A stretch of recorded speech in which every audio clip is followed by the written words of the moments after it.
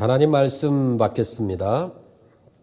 출애굽기 24장 1절부터 11절 말씀까지를 봉독해 드리겠습니다. 또 모세에게 이르시되 너는 아론과 나답과 아비후와 이스라엘 장로 70명과 함께 여호와께로 올라와 멀리서 경배하고 너 모세만 여호와께 가까이 나아오고 그들은 가까이 나오지 말며 백성은 너와 함께 올라오지 말지니라. 모세가 와서 여호와의 모든 말씀과 그의 모든 율례를 백성에게 전하매 그들이 한 소리로 응답하여 이르되 여호와께서 말씀하신 모든 것을 우리가 준행하리이다.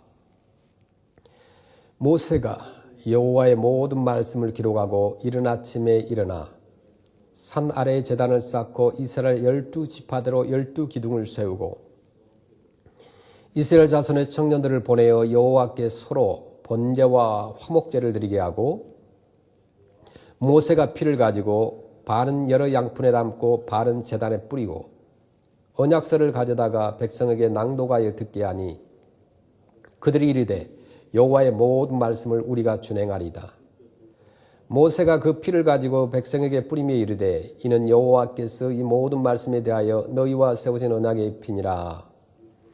모세와 아론과 나답과 아비후와 이스라엘 장로 70인이 올라가서 이스라엘의 하나님을 보니 그의 발 아래에는 청옥을 편듯하고 하늘같이 청명하더라. 하나님이 이스라엘 자손들의 존귀한 자들에게 손을 대지 아니하셨고 그들은 하나님을 뵙고 먹고 마셨더라. 아멘.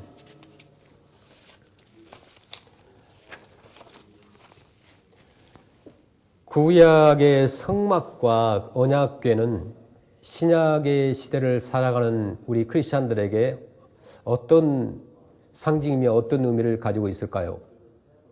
하나님의 임재를 의미하는 성막, 그리고 하나님과의 소통을 의미하는 언약궤. 구약의 하나님은 우리의 경외의 대상이요 때로는 두려움의 대상이기도 했습니다. 아담의 원죄로 말미암아 피의 제사로 이제 매번 속죄하지 않고서는 이제 하나님 앞에 구약 시대에 나아갈 수가 없었어요. 하나님은 어디든지 계셨지만은 이스라엘 백성들은 성막을 바라보면서 하나님의 임재를 인식하였습니다. 이 구약 시대의 하나님은 이스라엘 백성들의 헌신과 또 순종을 요구하셨고 오직 선지자, 제사장 또 왕과 같이 하나님이 선택한 사람들을 통해서만 말씀하시고 이제 백성들과 소통을 하셨습니다. 예수 그리스도의 보혈의 은혜로 구원받은 오늘 살아가는 우리들에게도 더 이상 하나님은 두려움의 대상이 결코 아닙니다. 우리의 잘못을 정죄하시는 그런 하나님이 아니시죠. 예수님께서 친히 제물이 되셔서 십자가 위에서 피를 흘리심으로 우리의 죄를 단번에 영원히 씻어 주셨기 때문에 그렇습니다. 이것을 믿는 우리들은 하나님의 자녀입니다. 하나님의 아들과 딸들이죠. 저와 여러분 천국의 상속자입니다. 하나님이 그렇게 인정하셨는데 그 어느 누가 그의 사랑과 은혜를 부정할 수 있겠습니까? 이것을 부정하고 의심하게 만드는 것은 사탄의 괴계입니다. 이것을 우리는 경계해야 돼요. 예수님 이후로는 오직 예수님을 구주로 시인하는 믿음으로 말미암아 구원을 받습니다. 하나님의 아들, 딸이 됩니다. 예수 그리스도께서 죽으실 때 우리도 율법에 대해서 죽었습니다. 따라서 율법은 더 이상 구원의 조건이 아닙니다. 하나님은 우리의 헌신과 순종과 순결과 이 도덕성, 학식과 재물과 외모에 따라 차별하지 않으신 분이에요. 오직 예수님을 믿는 믿음만을 보신다는 거죠. 그 하나님의 아들이신 예수님은 우리를 친히 찾아오셨습니다. 저 높은 하늘 보좌 위에서 낮고 낮은 땅으로 우리를 만나러 내려오셨어요. 죄로 가득 찬 저와 여러분을 위해서 대신 죽으시려고 내려오셨습니다. 우리가 한 일은 아무것도 없습니다. 또 예수님은 우리가 무엇을 할 수 있을 거라고 생각하지 않으셨습니다. 그저 그 하나님의 은혜를, 그 사랑을 감사하면 되는 겁니다. 다른 사람들에게 예수님의 은혜를 그 사랑을 전하고 베풀면 되는 거예요. 우리가 의무감으로 하지 말고 기쁨으로 해야 되겠죠. 그래서 예수님께서 이제 승천하시고 성령님을 우리에게 보내주셨는데 그 믿는 우리들에게는 성령님은 여러분 안에 계십니다. 내 안에 계시는 거예요. 우리와 동행하고 계십니다. 항상 우리는 하나님을 만날 수 있어요. 하나님과 우리를 가로막고 있는 것은 이제 아무것도 없습니다. 예수님이 우리 죄를 지시고 돌아가실 때에 어떤 현상이 일어났어요? 성막에서 지성소의 휘장이 찢어졌다고 그랬어요. 우리는 예수님의 그 보혈의 공로로 그의 이름으로 하나님 앞에 직접 이제 나아갑니다. 그것을 하나님께서는 원하셨어요. 우리가 하나님 앞에서 독립적으로 이제 당당히 하나님의 자녀로서 서기를 원하셨습니다. 하나님 아버지의 마음을 아프게 할 수도 있습니다. 여러분, 가산을 탕진한 탕자의 모습이어도 좋아요. 하나님은 이미 우리의 모든 죄와 허물을 다 용서하셨습니다. 우리가 진심으로 이제 회개하고 뉘우치고 돌아가기만 하면 언제든지 맨발로 달려나와서 맞아주시면서 과거를 묻지 않으시고 축복해 주시는 하나님이시라는 거예요. 우리는 독립적으로 성경 말씀과 기도로 하나님과 소통을 합니다. 언제든지 가능해요. 하나님은 이미 모든 계시의 말씀을 이 성경 말씀을 통해서 허락해 주셨습니다. 오늘날 더 이상 우리에게 언약궤를 찾아서 헤맬 필요가 없어요. 하나님의 언약은 우리가 가지고 있는 이 성경에 다 들어있다는 거예요. 더 이상의 계시는 없습니다. 더 이상의 특별한 언약은 없습니다. 여러분 조심해야 돼요. 꿈을 꾸었다, 환상을 보았다, 하나님의 음성을 들었다고 하는 사람들을 잘 분별하고 정말 조심해야 돼요. 하나님은요, 더 이상 특별한 사람, 선택될 만한 사람에게만 말씀하는 것이 아니라 저와 여러분 모두에게, 예수 그리스도를 믿는 자에게 말씀하고 계신다는 거예요. 믿는 우리들은 예수 그리스도 안에서 모든 한 형제 자매이기 때문이요, 우리 모두는 각자가 왕같은 제사장이라고 그랬습니다. 이런 의미에서 우리에게 있어서 구약의 성막과 언약궤는 오직 우리를 위해 피 흘려 죽으신 예수 그리스도시고 하나님의 최종적인 언약과 계시를 담고 있는 성경 말씀임을 다시 한번은 이 마음에 우리가 되새겨야 됩니다. 다른 성막, 다른 언약궤를 찾아다니지 마시길 바랍니다. 주님 앞에 겸손히 나아가야 돼요. 죄인된 인간이 구원받는 길은 뭘까요? 예수 그리스도를 만나는 길밖에 없는 줄로 믿습니다. 그 예수님을 만나도록 하나님은 우리 인간에게 율법을 주셨습니다. 율법을 주면 인간은 하나님을 만나게 됩니다. 율법을 통하여 죄를 알게 되기 때문이에요. 그렇죠. 목마르면 물을 달라고 합니다. 굶기면 밥을 달라고 합니다. 율법을 줘서 죄인임을 깨닫고 구원자를 필요로 하게 되기 때문입니다.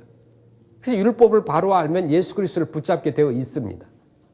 출애굽기는 그것을 단적으로 보여주는 성경인데요.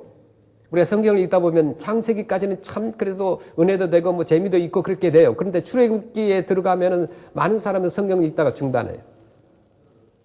이 하나님께서는 출애굽기 1장에서 23장에 걸쳐 가지고요, 613가지의 율법을 허락해 주셨습니다. 그리고 모세를 통하여 이 모든 말씀을 선포하시는데, 출애굽기 24장 3절 말씀 보시겠습니다. 이때 백성들은 한 목소리로 그렇게 말씀하죠. 모세가 와서 여호와의 모든 말씀과 그의 모든 율례를 백성에게 전하매 그들이 한 소리로 응답하여 이르되 여호와께서 말씀하신 모든 것을 우리가 준행하리다. 오늘 말하면 이렇게 선포되는 메시지에 우리가 아멘을 응답했다는 거죠. 이때 모세는 어떻게 했어요? 소를 잡았어요. 그리고 받은 피를 백성들에게 뿌립니다. 이게 구약의 제사예요. 2번에 걸쳐서 피를 뿌린 뒤 모세는 여호와께서 너희와 세우신 언약의 피니라 이렇게 말씀합니다. 그래서 모세는 이제 자기가 할 말을 행동으로 한 거죠. 모세가 피를 뿌린 것에는 무슨 의미가 있을까요? 구약에서 모세가 피를 뿌렸는데 무슨 의미냐면 인간은 한 가지 율법도 못 지키는 존재라는 거죠. 한 가지도 못 지키는데 어떻게 출애굽기에 나와 있는 613가지 율법을 지키겠다고 하니 기가 막힌 말이 아니겠습니까? 너희는 결코 율법의 행위로 구원받을 수 없다. 대속의 피를 통해서만 구원받을 수 있다라는 의미로 모세가 백성들에게 피를 뿌린 거예요. 출애굽기 전체가 40장으로 되어 있습니다. 근데 1장에서 23장까지는 율법의 그 613가지를 기록하고 있는데, 그 나머지 25장에서 40장까지는 이제 성막 건축 과정을 이렇게 말씀하고 있습니다. 그 사이에 24장이 가리키는 그 말씀은 인간은 행위로, 어떤 행위로 구원받을 수가 없고 대속의 희생을 통해서만 구원받을 수 있다는 것을 상징적으로 말씀하고 있다는 겁니다. 그래서 하나님은 모세를 시내 산에서 부르시고 성막을 계시하셔요. 오늘 우리가 받을 은혜는 이 성막이 상징하는 의미에서 시작됩니다. 성막이라고 하는 것은 이제 율법주의에서 말씀주의, 복음의 시작을 알리는 장소가 성막이었어요. 그러니까 율법으로 구원받겠다고 이스라엘 백성이 외칠 때 너희는 결코 그럴 수가 없다. 율법으로는 안 된다 하시면서 하나님은 성막을 제시하신 거예요. 율법을 지킬 수 없는 인간들을 위해서 하나님은 그때 성막을 허락해 주신 겁니다. 우리 인간은요, 행위로 다른 종교로 구원을 얻을 수가 절대 없어요. 이 종교 다인주의자들이 얼마나 많은지 몰라요. 심지어 교회 다니는 데도 똑같아요. 예수 이외에도 구원이 있다라고 생각합니다. 성경은 분명히 말합니다. 예수 이외에는 결코 구원받을 수 없다. 누가복음 15장을 말씀 잘 압니다. 탕자의 비유가 나오죠. 둘째 아들은 아버지의 재산을 거의 빼앗다시피 해가지고 먼 곳으로 외국으로 나가서 허랑방탕하게 살다가 모든 재산을 잃어버리게 됩니다. 그는 나중에 돈을 잃고 나서 돼지를 치는 사람에게 이제 그래서 일꾼으로 일하죠. 그리고 돼지가 먹는 이 꿀꿀이 죽을 먹어요. 때로는 돼지가 먹는 쥐엄 열매마저도 주는 사람이 없어서 먹지 못했습니다. 쥐엄 열매라고 하는 것은 처음에는 달콤한 맛이 있지만은 나중에는 모두가 토하게 되어 사람이 먹을 수 없는 열매라는 겁니다. 그런데 그 열매마저도 주는 사람이 없어서 배고팠다는 거예요. 그때 배고픔 속에서 곧 죽을 지경에 있을 때 아들은 생각을 했어요. 야, 내 아버지 집에는 양식이 풍족한 일꾼이 있는데, 양식이 많은데 나는 여기서 굶어 죽는구나. 그렇게 생각을 했습니다. 우리가 잘 아는 존 낙스는 그런 말을 했어요. 주여, 제게 스콜틀랜드를 주옵소서, 아니면 제게 죽음을 주옵소서. 그렇게 기도했다고 그래요. 그러면서 이런 말을 했어요. 참 동의를 하는데요. 존 낙스가 이런 말을 했어요. 사람은 조금 배고프면 돼지를 찾는다. 그러나 너무 배고프면 아버지를 찾는다. 굉장히 상징적인 말이라고 봐요. 명언이죠. 조금 배고프면 돼지를 찾아. 너무 배고프면 아버지를 찾는다는 거예요. 사람들이 얼마나 간사합니까? 사람이 죄인이라는 것을, 모두가 죄인이라는 걸 압니다. 저와 여러분도 마찬가지예요. 우리가 몸이 아프고 그러면 병원에 가거나 닥터를 일단 만납니다. 그런데요, 불치병이나 암에 걸리고 나면 닥터를 찾아요? 아니에요. 하나님을 찾을 수밖에 없어요. 작은 일은 인간적인 방법으로 해결을 하려고 하는 것이 사람의 마음이에요. 그래서 절망적인 문제는 하나님 앞에 가지고 나온다는 거예요. 하나님은 부르게 돼 있다는 거예요. 우리가 돈이 없어서 조금 몇 불이나 몇십 불 정도는, 액수가 작은 것은 친구를 찾아가죠. 친구에게 빌려달라고 할 수도 있어요. 그러나 액수가 많아지면 친구에게 빌릴 수 없는 돈 몇백 불이 넘고 그렇게 되면 누구를 찾아가요? 부모님에게 찾아가잖아요. 작은 일이나 큰 일이나 관계없이 언제나 우리가 하나님을 먼저 찾는 크리스찬이 믿음의 사람이라는 것을 믿길 바랍니다. 성막은 율법이 아니고 복음이에요. 스스로 율법을 지켜가지고 구원 얻을 육체가 세상에 아무도 없습니다. 죄인된 나를 구원하기 위해서는 죄인 아닌 예수 그리스도가 나를 위하여 대신 피 흘려 죽어야 한다는 사실을 그 말씀해 주시는 것입니다. 이 성막은 행위로 말미암아 구원 얻을 수 없다는 하나님의 선언이고, 오직 예수 그리스도 복음으로만 구원 얻을 수 있게 해주시는 하나님의 은혜라는 거예요. 율법의 마지막이 뭘까요? 그것은 새로운 복음의 시작이죠. 왕은 백성에게 신뢰를 받을 수 있어야 합니다. 작은 약속이라도 지켜야 합니다. 페르시아 왕이 어느 날 궁궐 앞에 있는 작은 나무를 이곳에서 저곳으로 옮기면 큰 상금을 주겠다 이렇게 방을 붙였어요. 그런데 사람들이 지나가면서 보지만은 그 일이 너무나 쉽기 때문에 혹시 내가 잘못 옮기면 죽을 수도 있다 뭐 그런 두려움도 있기 때문에 아무도 그 나무를 작은 나무 옮기지 않았어요. 그래서 한 달 후에 다시 왕이 동일하게 방을 붙였습니다. 궁궐 앞을 지나가던 어느 바보가 이 광고를 보고 내용을 주위 사람들이 물어봤어요. 글씨를 모르니까 무슨 말입니까? 그러니까 저 작은 나무를 옮기기만 하면은 왕이 상금을 준대. 근데 그 바보는 그대로 그 나무를 옮겼어요. 그래서 왕이 상금을 주었을까 안 줬을까요? 당연히 줬죠. 왜냐? 왕은 자기를 믿어준 그 바보에게 상금을 준 거예요. 왕의 말을 믿어 주었기 때문에 왕의 사랑을 받았습니다. 하나님의 말씀을 내가 믿을 때만이 하나님의 역사가 나타난다는 거예요. 그것이 작은 일이든 큰 일이든 하나님께 먼저 우리가 기도하면서 묻기를 바랍니다. 그것이 우리 크리스찬의 삶이에요. 두 번째, 성막이라고 하는 곳에는 이제 피해 제사가 있었던 장소였죠. 그 성막 안에는 제사장만이 들어갈 수 있습니다. 제사장도 이제 들어갈 때 그냥 들어가면 안 되고 피가 들어갈 수 있어야 들어갈 수 있어요. 그러니까 죄 사함을 받기 위해서 제사 드릴 때 4가지 동물만 사용됐는데 구약 시대에 이제 양과 염소와 소와 비둘기 4가지 동물을 사용했습니다.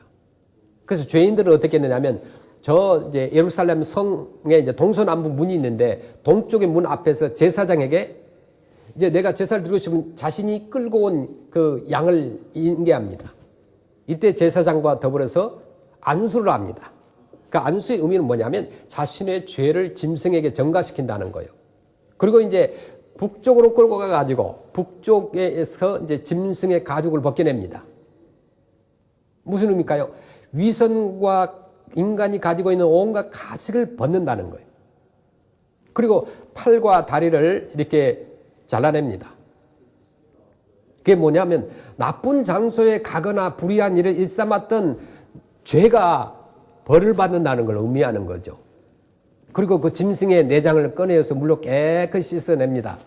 그리고 번제단에 드립니다. 그러면 그때 하늘에서 불이 내리는 거예요. 나팔수가 동서남북에 나팔을 불어서 죄가 다 사해졌다는 것을 선포합니다. 성막은 문 앞에서부터 어떻게 되겠어요? 짐승을 잡았으니까 피투성이죠. 제사장이 입었던 세마포에 피를 바르고 제사장은 성소와 지성소에 들어갑니다.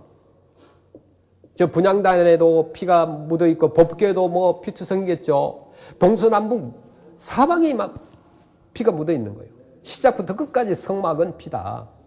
선악과를 따먹는 날에는 내가 정녕 죽으리라. 하나님은 범죄할 경우에 인간에게 사망이 찾아올 것을 경고하셨어요. 그래서 하나님의 말씀은 신실하시죠. 하나님 자신도 뒤집을 수가 없어요. 피 흘림이 없으면 죄사함이 없다고 했던 말씀 기억하시죠? 피가 죄 지은 피를 대신해야 비로소 구원이 가능하다는 거예요. 성막은 인간의 죄를 피를 통해서 사하시겠다는 약속의 장소라는 거죠. 성막은 시작부터 끝까지 온통 피로 범벅이던 장소였습니다. 세 번째, 성막이라는 것은 은혜가 있고 겸손이 있었던 장소예요. 인간은 자기 존재를 확인하고 살아야 할 필요가 있습니다. 그러니까 하나님 앞에서 인간은 모두가 죄인이에요. 뭐 그 죄 많고 적음의 차이지 모두가 죄인이다. 인간은 당신은 죄인이요 하면 어떤 사람은 그렇게 물어요. 내가 무슨 죄를 지었어? 그렇게 화를 내기도 합니다. 여러분 10계명에서 1계명부터 4계명까지는 하나님에 관한 계명이죠. 그러나 5계명부터 10계명까지는 이제 인간에 관한 인간관계 속에서의 계명이죠. 그러니까 하나님께 관한 잘못은 죄입니다. 사람과의 관계에서 빚어지는 잘못은 뭐예요? 악입니다. 인간은 악을 저지르지 않을 수 있을 것입니다. 그러나 하나님 앞에서 의롭게 설 수 있는 인간은 하나도 없다는 거예요. 그러니까 하나님은 절대 공의 앞에 떳떳하게 설 수 있는 그런 인간은 세상에 아무도 없어요. 욥기서 읽어보면 욥은 동방의 의인이라고 그랬어요. 의인. 그의 의를 하나님도 사단에게 자랑할 정도로 굉장한 의인이었어요. 욥이 고난을 당할 때 고난의 이유를 하나님 앞에 따져보겠다고 그랬습니다. 그러나 하나님 앞에 섰을 때 욥이 어떻게 됐어요? 그는 입을 다물고 말았습니다. 왜요? 하나님의 절대 공의를 어느 누구도 만족시킬 수 없습니다. 하나님은 죄를 절대로 미워하시는 거예요. 왜 하나님께 죄를 미워하실까요? 하나님의 공의는 너무나 당연한 일이기 때문에 죄를 미워하시는 거죠. 이 절대 공의를 인하여서 하나님은 하나님이 되시는 것입니다. 마귀는 그 하나님의 공의 앞에 인간의 죄악을 참수합니다. 그때 그 자리에 예수님이 어떻게 할까요? 변호하시죠. 우리가 지옥에 가야 마땅하지만 내가 그를 위해 대신 죽었습니다 라고 우리를 변호하는 거예요. 사랑하는 이 자녀가 있다고 하면 그 자녀가 진 그 빚은 부모가 능력이 되면 다 갚아주죠. 우리 예수 그리스도만이 하나님과 우리 사이의 중보자가 되시는 거예요. 한 가지 율법도 못 지킨 인간이 어떻게 613가지 율법을 지킬 수 있겠습니까? 뻔히 못할 줄 알면서도 이 자식이 어떻게 해요? 내가 하겠다고 막 고집 부르면 부모들이 거의 뭐 어쩔 수 없어요. 교만을 포기하고 우리가 진정한 복음 안으로 들어가야 돼요. 하나님께서 6일간 천지를 창조하셨으나 이 성막을 계시한 것은 40일간이었어요. 왜요? 만드는 것보다 고치는 것이 더 어렵기 때문입니다. 아담과 하와가 범죄했어요. 그야말로 고장난 나를 스스로는 고칠 수가 없습니다. 나를 포기하고 주님을 우리가 의지해야만 되는 거예요. 나의 스스로의 무력함을 절감하고 주님 품에 안겨야 고칠 수가 있는 겁니다. 내가 하겠다는 것은 교만이에요. 그 교만을 버려야 됩니다. 내가 할 수 있는 거 세상에 별로 없어요. 거의 없어요. 모든 것 다 우리가 하나님께 맡기시길 바랍니다. 모세가 백성에게 피를 뿌린 것은 인간은 복음으로만 살 수 있다는 것을 말씀합니다. 그러니까 은혜로만 살 수 있다는 사실을 우리에게 알려주는 거예요. 그 성막이라고 하는 것은 우리 인생이 이게 지옥의 인생에서 천국의 인생으로 인도하는 장소다. 우리 모두가 마귀와 함께 지옥에 가야 할 운명이었어요. 짐승이 대신 죽게 하셨습니다. 우리의 죄악을 신약시대 와서 어떻게 예수 그리스도께서 담당해 주신 거예요. 아무리 강력하게 복음을 거부하고 예수님을 믿지 않는 사람이라도 만약 막 지옥을 조금이라도 맛본다면 당장 예수 믿을 거 아니겠어요? 우리는 천국과 지옥의 실상을 성경 말씀에서 얼마든지 가지 않아도 어떤 것이 지옥인지를 생생하게 성경은 말씀하고 있습니다. 성경 말씀 책으로 읽으니까 실감이 잘 안 나고 또 그나마 또 그 성경 말씀들 읽지 않으니까 무지하게 우리의 신앙이 믿어지지 않고 나태해지고 그렇다는 겁니다. 항상 신앙적으로 우리가 충만하도록 해야 될 줄로 믿습니다. 사실 우리 인간의 불행이라고 하는 것은 하나님께 대한 불순종에서 비롯되었습니다.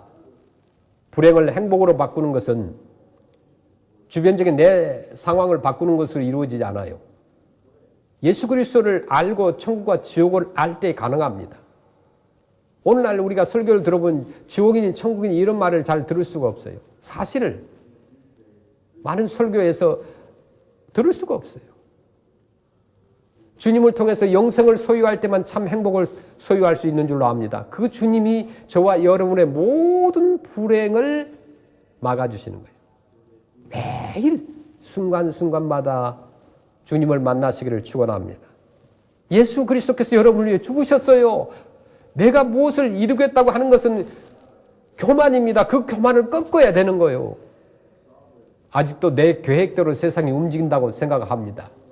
지구는 내 중심으로 돈다. 얼마나 어리석은 인간들이. 잘 나가고 사람이 잘 되면 얼마나 사람이 교만한지 몰라요. 그렇게 돼 있어요. 인간이, 죄인들은 그렇게 돼 있습니다. 진정한 겸손함이 있을 때 여러분의 건강도 또 부도 오래도록 지속된다는 것을 알아야 됩니다. 성경에 기록된 성막이라고 하는 것은 우리가 생각하면 금방 어떤 모양을 생각해낼 수 있을 정도로 이 출애굽기에 정확히 성막에 그 만드는 재료나 또 수치를 기록하고 있어요. 그래서 성막이라고 하는 것은 우리가 밖에서 보면 보잘것없는 거예요. 출애굽기에 기록한 이 성막을 보면 어떤 흰색 마포가 직사각형으로 쳐 있고 그 뜰 가운데 안에는 이제 노수로 만든 번제단과 물두멍이 있고 그 위쪽에는 이제 검은 막으로 덮여 있는 성소와 이제 지성소를 볼 수가 있습니다. 이방의 신전이나 또 우상의 정각처럼 결코 성막은 웅장하거나 화려하지도 않은 소규모이고 소박한 모습입니다. 그 오늘날 교회들의 모습에 비한다고 한다면 정말 초라할 수밖에 없어요. 하나님이 그러한 외형적인 것에 가치를 두거나 그것을 원하는 것이 아니라는 거죠. 왜냐하면 우리가 살고 있는 이 지구촌에서 아무리 아름다운 집을 지을지라도 하나님을 용납할 수 있는 데는 없기 때문에. 그러나 비록 작을지라도 주님의 이름을 두신 곳이기 때문에 임재해 주시는 거예요. 아무리 큰 건물이 있어도 그곳에 주님이 없으면 아무것도 아니에요. 그냥 먼지, 그냥 건물에 불과하고. 그래 작은 곳이라 할지라도 주님이 계시는 곳은 그것이 바로 성전이에요. 자, 사도행전 7장 44절 말씀 보시겠습니다. 광야에서 우리 조상들에게 증거의 장막이 있었으니, 그래서 지금 이스라엘 광야에 이것은 모세에게 말씀하신 이가 명하사 그가 본 그 양식대로 만들게 하신 것이라. 자, 45절. 우리 조상들이 그것을 받아 하나님이 그들 앞에서 쫓아내신 이방인의 땅을 점령할 때에 여호수아와 함께 가지고 들어가서 다윗 때까지 이르니라. 46절. 다윗이 하나님 앞에서 은혜를 받아 야곱의 집을 위하여 하나님의 처소를 준비하게 하여 달라고 하더니 47절에 솔로몬이 그를 위하여 집을 지었느니라.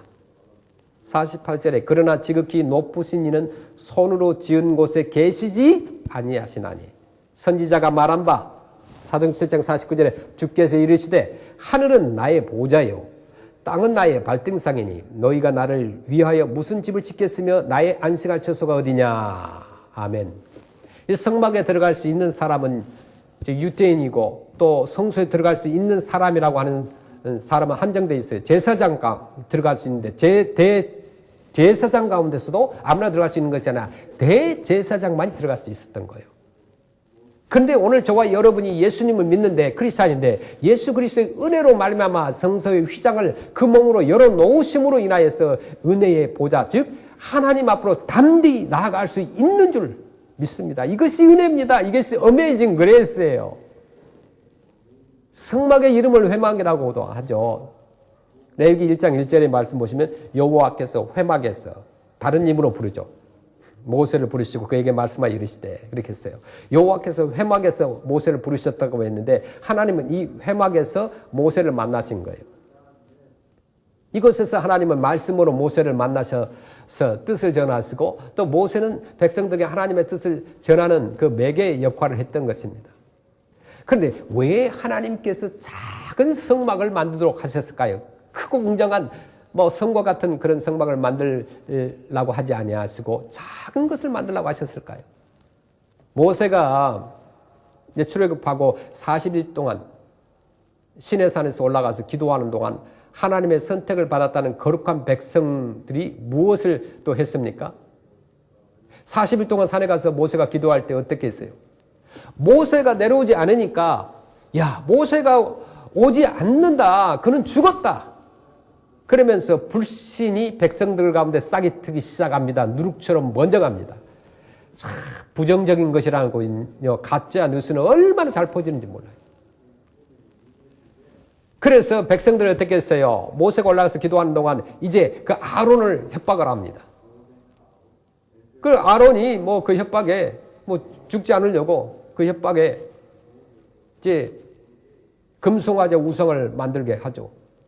그러면서 그 금송아지와 우상이 우리를 애굽에서 인도해 냈다.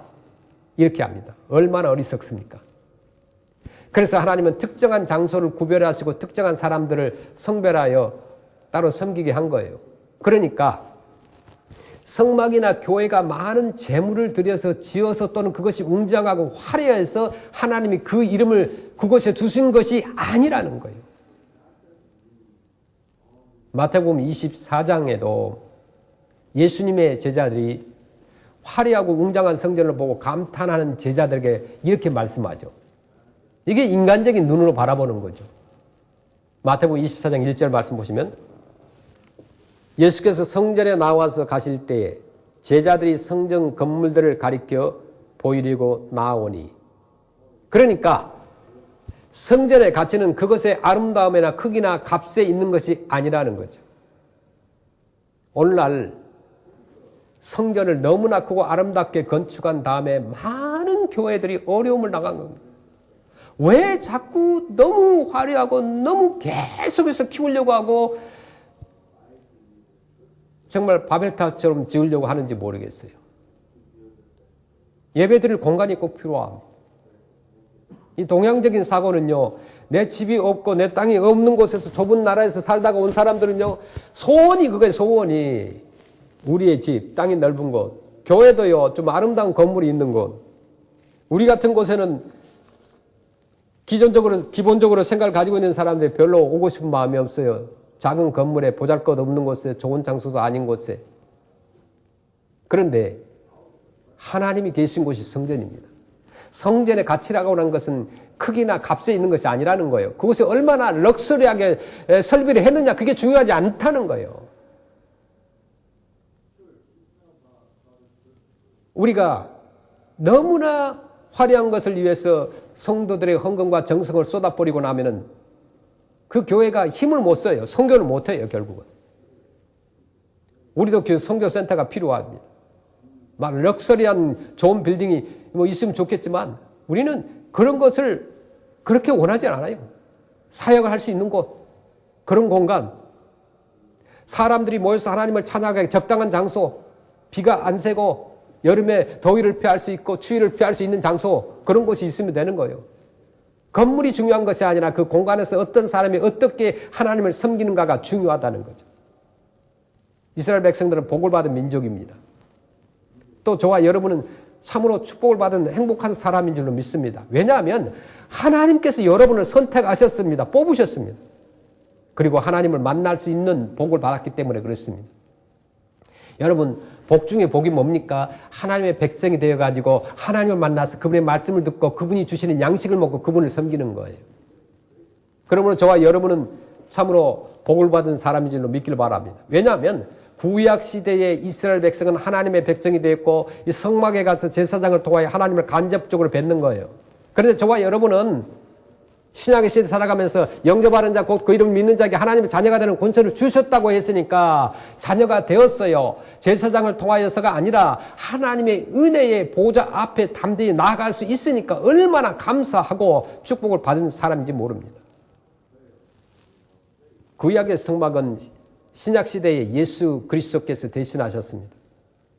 성막이라고 하는 것은 작게는 말뚝부터 숟가락에 이르기까지 있고요. 또 크게는 장막에서부터 이 정금으로 만들어진 값진 것들로 되어 있습니다. 이 모든 것, 크든 작든 간에 이름 없는 막대기나 값진 정금이나 어느 것 하나 예수 그리스도와 무관이 없다는 겁니다. 이 성경은 예수 그리스도에 대해서 기록한 것과 같이 성막 또한 예수 그리스도를 빼놓고는 생각할 수 없습니다. 구약은 39권이죠. 이 모든 구약의 성경이 가리키고 증거하는 핵심의 내용이 뭐냐? 메시아, 예수 그리스도를 가리키고 있습니다. 그래서 예수님은 요한복음 5장 39절 말씀 보시면 너희가 성경에서 영생을 얻는 줄 생각하고 성경을 연구하거니와 이 성경이 곧 내게 대하여 증언하는 것이니라. 아멘. 히브리서 10장 1절에 율법은 장차 올 좋은 일의 그림자일 뿐이요 참 형상이 아니므로 해마다 늘 드리는 같은 제사로는 나아오는 자들을 언제나 온전하게 할 수 없느니라. 아멘. 즉 예수님이 참 형상이라는 것이죠. 신구약의 성경의 목적이 두 가지가 있습니다. 첫째는 예수 그리스도를 증거하는 거죠. 두 번째는 우리로 하여금 그 예수 그리스도를 믿고 구원을 받고 영생을 얻게 하려는 것이라는 거예요. 이것이 신약 성경의 기록 목적이라는 거예요. 우리가 흔히들 이단이라고 할 때 이단이라고 한 말은 이게 한국말이지만 끝 한자를 썼죠. 그래서 끝이 다르다는 말이 이단이죠. 적절한 표현이라고 봐요. 처음에는 같은 것 같아요. 이단들이 뭐 비슷해요, 우리하고. 그런데 출발은 같은데 결국은 끝이 다르다는 거예요. 성경에서 말씀하고 있는 예수님을 부인하고 예수님 대신에 그 자리에 메시아 예수 그리스도 대신에 다른 사람을 넣어서 섬기는 사람들이 이단들이라는 겁니다. 그걸 꼭 아셔야 돼요. 오늘날 교묘하게 이단들이 오늘날 기성 건강한 교회에 들어가서 분란을 일으킵니다. 특별히 이 재난의 시대에 우리가 더욱 건강한 성도들과 교회들을 어지럽게 만듭니다. 코비드-19로 집에 머무는 시간이 많아지니까 사람들이 인터넷을 통하여서 이 전파되는 바르지 못한 말씀을 접하다 보니까 자기도 모르게 이단 사상에 빠져드는 경우들이 있어요. 그래서 심지어 저한테 추천을 하는 사람도 있어요. 얼마나 무지한지 몰라요. 억측과 거짓이 난무합니다. 분별력을 갖는 것이 이 시대에 매우 중요합니다. 기도하시길 바랍니다. 하나님 분별력을 허락하옵소서. 영적인 분별력을 허락하옵소서. 여러분 성경은 예수 그리스도를 증거하듯이 이 성막도 예수 그리스도를 빼놓고 생각할 수 없다는 것을 우리가 명심하시길 바랍니다. 그러므로 우리는 성경을 많이 읽어야 돼요. 묵상해야 돼요. 그래서 우리가 예수님을 바로 알아야 하나님을 바르게 믿고 축복의 광맥을 발견할 누릴 수가 있다는 겁니다. 그런데 모든 사람들이 공부하는 거 싫어합니다. 저도 뭐 공부하는 거 지금 뭐 이 나이에 무슨 공부 또 하겠어요? 힘들어요. 그런데 어떤 사람들은 공부에 취미가 있는 사람도 있어요. 일평생을 공부하는 사람도 있어요. 성경 말씀은 깊이 들어갈수록 읽을수록 공부할수록 은혜가 되고 보화가 됩니다. 지난번에 우리 청 성도님이 농장에 갔더니 이 사탕수수를 줬어요. 그래서 깎아줬는데 그것을 냉장고에다 넣어놓고 꺼내서 한번 먹어봤는데 얼마나 달콤한지 몰라요. 그런데 그 사탕수수는 씹으면 씹을수록 그 속에서 달콤한 맛이 더 나오더라고요. 성경이라고 하는 것은 계속해서 읽고 또 읽고 묵상할 때 우리에게 보화가 되고 은혜가 되는 거예요. 종교개혁자 루터는 그런 얘기를 했어요. 성경은 좋은 금이 묻혀있는 큰 광구와 같으니까 우리는 그 광구를 개발하여 금을 파내야 될 것이다. 그러나 어떤 이는 그 광구 전체를 금으로 생각하지 아니하고 금을 파내려고 아니하는 것 같은 태도를 성경에 대하여 취하고 있다. 우리는 그 광구를 돌아다니며 괭이를 들고 금을 파내야 될 것이다 라고 루터는 말했어요. 금을 파시길 바랍니다. 이스라엘은요 복을 받은 민족이죠. 또 저와 여러분 참으로 축복을 받은 행복한 사람인 줄로 믿습니다. 왜냐하면 하나님이 뽑으셨어요. 그리고 하나님을 만날 수 있는 축복을 받았기 때문에 그렇습니다. 신명기 4장 32절 말씀 보시면 내가 있기 전 하나님이 이 사람을 세상에 창조하신 날부터 지금까지 지나간 날을 상고하여 보라. 하늘이 끝에서 저 끝까지 이런 큰 일이 있었느냐, 이런 일을 들은 적이 있었느냐. 33절에 어떤 국민이 불 가운데에서 말씀하시는 하나님의 음성을 너처럼 듣고 생존하였느냐. 아멘. 인생이라고 하는 것은 만남으로 이루어진다고 보죠. 부모를 만나고 형제를 만나고 또 아내와 남편도 만나고 스승과 제자도 직장도 만나는 것이 얼마나 중요합니까? 이 모든 것을 잘못 만났을 때 인생의 실패자가 됩니다. 그리고 또 성공자가 되기도 해요. 그런데 우리에게 있어서 무엇보다 중요한 만남이 있어요. 세상에서 가장 중요한 만남은 뭐냐? 그것은 하나님과의 만남이라는 거죠. 하나님을 만나면 이 세상에서 나의 환경이 바뀌어집니다. 내 환경이 아무리 어려운 상황이라 할지라도 하나님을 만나면 극복이 됩니다. 또 내 잘못된 만남을 선한 것으로 바꿀 수가 있어요. 우리가 가진 그 역경을 순경으로 화를 축복으로 바꿀 수 있는 사람이 된다는 거예요. 그래서 하나님을 만나자는 거죠. 시편 33편 12절을 보시면 여호와를 자기 하나님으로 삼은 나라, 곧 하나님의 기업으로 선택된 백성은 복이 있도다. 아멘. 여호와를 자기 하나님의 나라로 삼은 나라, 하나님으로 삼은 나라, 하나님의 기업으로 선택된 백성이 복이 있다고 그랬어요. 복 중에 복이 뭐냐? 하나님의 백성이 되어가지고 하나님을 만나가지고 그분의 말씀을 듣고 그분이 주시는 그 양식을 먹고 그분을 섬기는 거예요.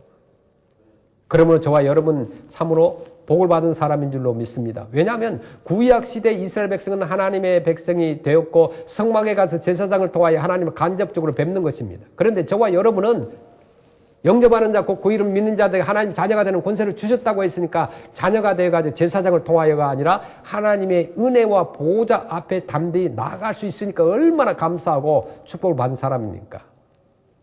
오늘날 성막은 예수 그리스도입니다. 예수 그리스도 그분 안에 행복이 있어요. 복음의 시작을 알려주는 장소가 성막이었어요. 피의 제사가 있는 장소가 성막이었고 겸손과 은혜의 장소가 있는 것이 성막이었고 천국으로 인도하는 장소가 그것이었어요. 그곳에는 하나님의 임재가 있는 성막이었어요. 즉 누구입니까? 예수 그리스도입니다. 예수 그리스도 그분은 우리와 늘 함께 하시는 거예요. 그리고 우리에게 소망을 주시는 거예요. 대속의 피로, 언약의 피로 우리를 구원해 주신 그 주님 너무너무 감사합니다. 우리 구원자 되신 예수님의 이름으로 기쁨과 감사가 넘치는 그런 삶을 사는 우리 모든 성도들이 되기를 주님의 이름으로 간절히 축원합니다. 아멘.